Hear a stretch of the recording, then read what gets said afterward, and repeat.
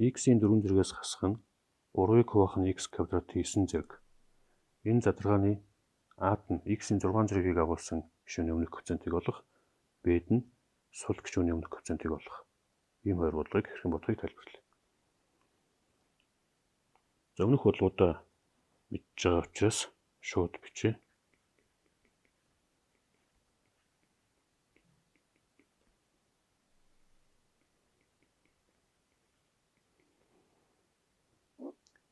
Ийм томьёог ашиглана.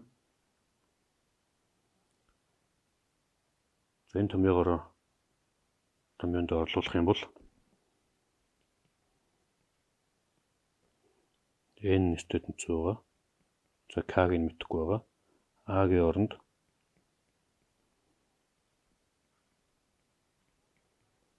x-ийн 4 зэрэг учраас юм болно. Харин b-гийнх нь оронд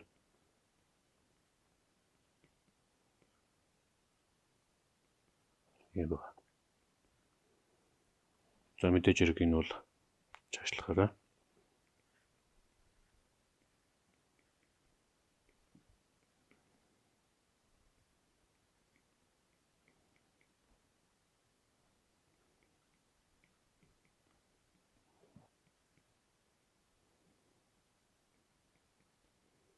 Ийм бол.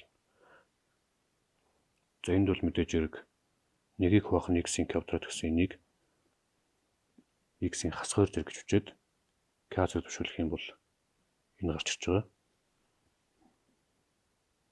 За тэгээд тогтмол тоонуудыг урталт нь гаргаад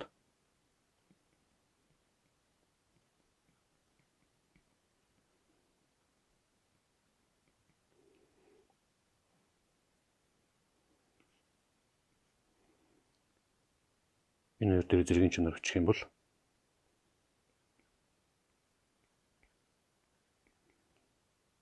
ийм бол. За одоо эхлээд A-г нь уудъя. Өөрөөр хэлэх юм бол 36-аас 6k гэдэг зэрэг нь энэ 6 татенцүү байх ёстой гэдгээс k татенцүү 5 гэж болно. За тэгээ энийг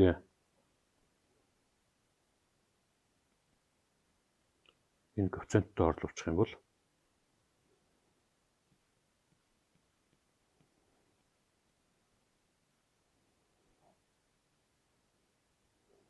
ийм буюу хасах 243-ыг үржих нь 9-ийн факториалыг хуваах нь 4-ийн факториал үржих нь 5-ийн факториал болно.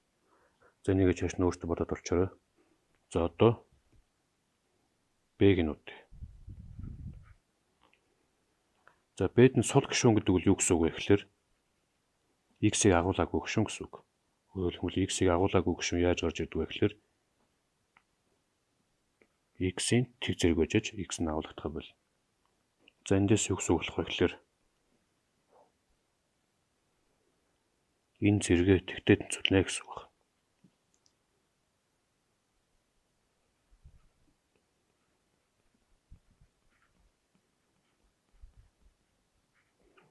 Ингээд 6 гэж гарч ирнэ. 6-гаа мөн адилхан энэ коэффициентд орлуулад манай бодлого бодогдно гэсэн үг.